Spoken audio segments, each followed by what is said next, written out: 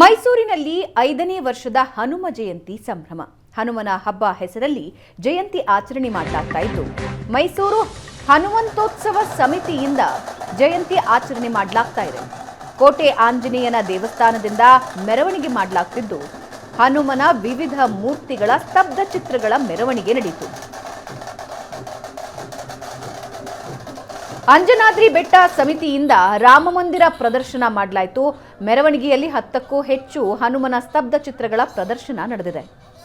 ಮೆರವಣಿಗೆಯಲ್ಲಿ ಕುಣಿದು ಕುಪ್ಪಳಿಸಿದೆ ಯುವ ಸಮೂಹ. ಶಾಸಕರಾದ ಹರೀಶ್ ಗೌಡ, ಜಿಟಿ ದೇವೇಗೌಡ, ಶಾಸಕ ಶ್ರೀವತ್ಸ, ಕಾಂಗ್ರೆಸ್ ಮುಖಂಡ ಸುಶ್ರುತ್ ಗೌಡ ಸೇರಿ ಹಲವು ಮುಖಂಡರು ಭಾಗಿಯಾಗಿದ್ದಾರೆ.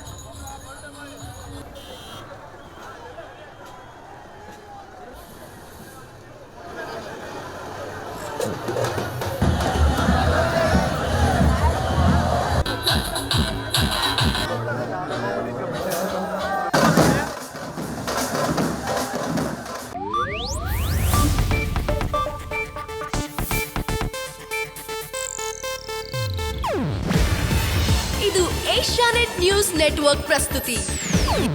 ನೀವು ನೋಡ್ತಿದ್ದೀರಾ ಏಷ್ಯಾನೆಟ್ ಸುವರ್ಣ ನ್ಯೂಸ್.